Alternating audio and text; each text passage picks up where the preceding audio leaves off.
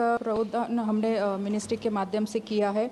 और जो अहम सवाल जो उन्होंने पूछा है, क्योंकि मेरिट स्पोर्ट्स इक्विपमेंट के लिए काफ़ी फेमस है और खेलो इंडिया मिशन के तहत अभी सरकार के माध्यम से इसे बढ़ावा दिया जा रहा है कि स्पोर्ट्स गुड मैन्युफैक्चर को हम कैसे आगे बढ़ा सकते हैं। और उसके लिए सरकार अपनी तरफ से पूरी कोशिश कर रहा है कि ऐसे इंडस्ट्रीज स्पोर्ट्स गुड मैन्युफैक्चर को ज़्यादा से ज़्यादा हम बढ़ावा देंगे और उस पर से मेरिट भी हम करने वाले हैं। धन्यवाद।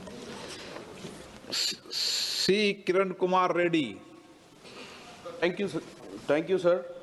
Government of Telangana sent concerned project proposals to the ministry along with the DPRs for upgradation of infrastructure for GMC Balayogi Stadium at Gachibowli, shooting range at University of Hyderabad campus, and also State of Telangana requests Center to extend central financial aid to establish sports hub, sports university in our state, sir.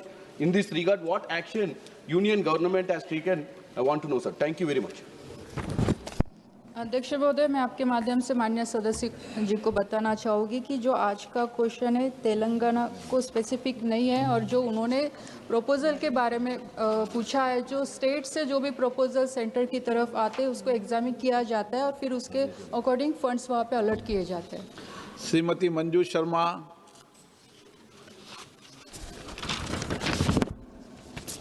अध्यक्ष जी, मैं ये जानना चाहती हूँ सरकार से कि जो ग्रामीण क्षेत्र के हमारे प्रतिभावान खिलाड़ी हैं उनके विकास के लिए सरकार क्या कर रही है और अर्ध ग्रामीण क्षेत्र के खेलों में सुविधाओं के विकास कैसे किया जा सकता है, और सरकार जयपुर से क्षेत्र के ऐसे क्षेत्रों में खेल मैदान, इंडोर स्टेडियम एवं प्रशिक्षण केंद्र स्थापित करने हेतु वित्तीय सहायता प्रदान करने की योजना बना रही है। खेलो इंडिया जैसी योजनाओं के अंतर्गत ग्रामीण क्षेत्रों के विद्यार्थियों की भागीदारी बढ़ाने के लिए कोई विशेष अभियान चलाए जाने का विचार रखती है? अध्यक्ष महोदय, मैं माननीय सदस्य जी को बताना चाहूँगी कि जो अभी खेलो इंडिया मिशन जो अभी जस्ट ये बजट के माध्यम से हम आगे ला रहे हैं उसका मकसद ही यही है कि हम खेलो भारत नीति और नेशनल एजुकेशन पॉलिसी को अलाइन करके मिशन इंटीग्रेट को सामने रखते हुए स्पोर्ट्स और एजुकेशन को हम कैसे एक साथ ला सकते हैं और उसके माध्यम से जो ग्रामीण क्षेत्र के स्पोर्ट्स इंफ्रास्ट्रक्चर को हम कैसे बढ़ा सकते हैं, उसके लिए पूरा प्रयास इस मिशन के माध्यम से किया जाएगा। और उसके साथ ही state action plan for sports infrastructure development state के साथ मिलके 60-40 का रेशो हम कैसे दे पाएंगे कि राज्य सरकार के साथ मिलके हम ग्रामीण क्षेत्र के सभी ग्राउंड के लिए व्यवस्था कर पाएंगे। और उसी तरह टैलेंट आइडेंटिफिकेशन भी हम ग्राउंड लेवल से करने की शुरुआत इस योजना के तहत। श्री आनंद भदौरिया। धन्यवाद आदरणीय अध्यक्ष जी।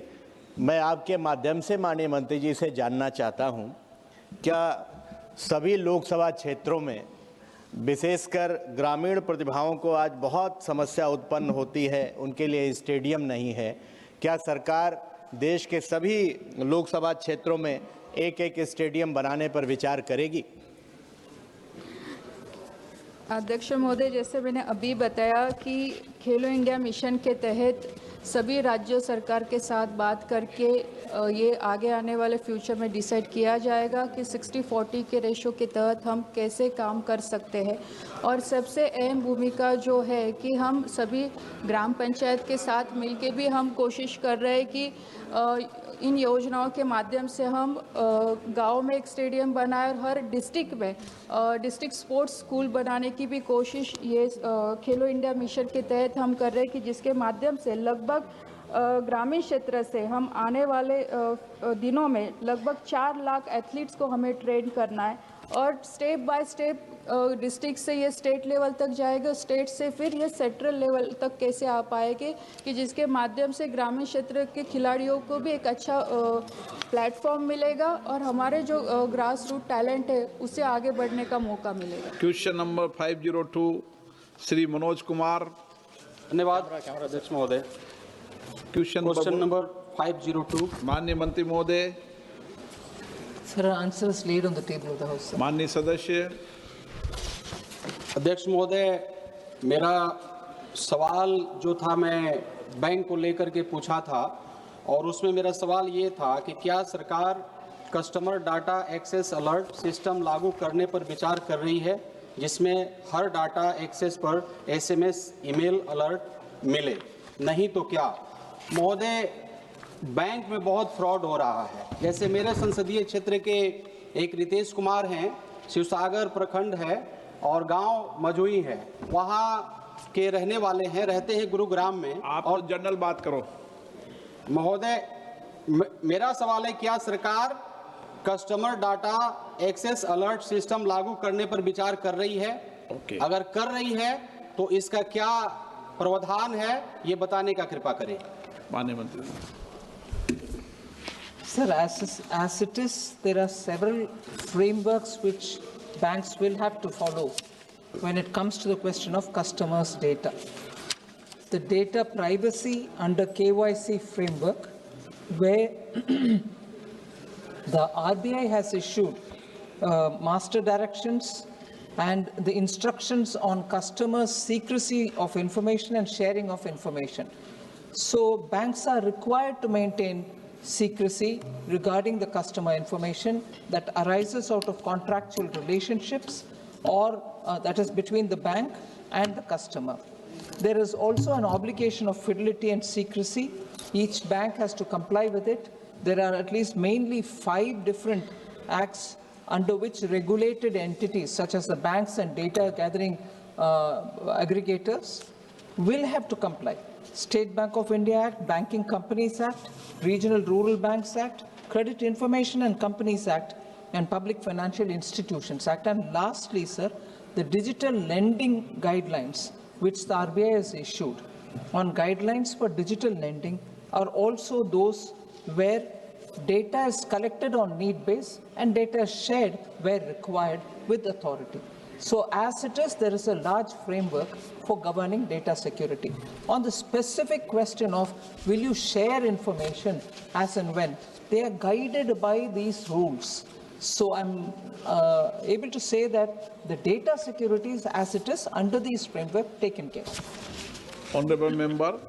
महोदय, उसके बावजूद भी ये अगर एक डाटा मैं बताना चाहूँगा, उसके बावजूद भी देश में बड़े लेवल में फ्रॉड हुए हैं, जिसका संख्या 21 करोड़ 515 करोड़ तक पहुंच गया है।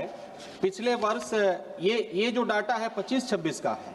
महोदय, मैं कहना चाहता हूं, हमारे संसदीय क्षेत्र में एक रितेश कुमार हैं, शिवसागर थाना के, उनका 30 लाख, यही दिल्ली में काम करते थे गुरुग्राम में, 30 लाख रुपया उनका साइबर क्राइम के द्वारा फ्रॉड कर लिया गया। बेचारे भूखे प्यासे मर रहे हैं, उनको थाना भी न्याय नहीं दिया और कोई भी उनका नहीं सुन रहा है। तो महोदय, ऐसे हजारों लोग हैं भारत देश में जो फ्रॉड के शिकार हो रहे हैं, इस पर रोकथाम लगना चाहिए। मैं जो सवाल पूछा था उसका स्पष्ट आंसर माननीय मिनिस्टर महोदय के माध्यम से मुझे नहीं मिला। सर, स्पष्ट आंसर ये है कि 4-5 कानून के तहत सीक्रेसी मेंटेन करना और किसी के साथ शेयर नहीं करना, इसका फ्रेमवर्क है। यही है स्पष्ट आंसर। और इसके तहत जो भी पकड़ा जाते हैं जहां फ्रॉड या कुछ डेटा शेयरिंग हुआ है, उसके ऊपर एक्शन का भी रिकॉर्ड है बैंक में। ठीक है, अगर इनके क्षेत्र में कोई एक शिकायत ऐसा हुआ है, उसका मंत्रालय को या DFS को या RBI को इन्होंने अगर खबर भेजते हैं, एक्शन उसके ऊपर भी जरूर लेंगे। मगर ये नहीं कह रही हूँ कि जो है वो काफ़ी है। ये भी मैं कहना चाहती हूँ कि अलर्ट हाई लेवल पर रखा गया ये डिजिटल फ्रॉड्स के ऊपर। इसीलिए मैं मेंबर को ये विषय बताना चाहती कि इतना सारा फ्रेमवर्क में इसका सुलझाने के रास्ता भी है। Anoop Dhotre. Thank you, Speaker, sir. So my question is, are banks or NBFCs allowed to obtain an individual's credit score without their authorization? So credit scores are picked up only when there is an issue of applying for a loan और उनके details application के द्वारा जो मिलता है या कुछ और NPA होने वाले हैं ऐसे. It's not randomly picked without reason. Question number 503, Sudhir Gupta. अंक 503 माननीय मंत्री महोदय। माननीय अध्यक्ष महोदय, उत्तर सदन के पटल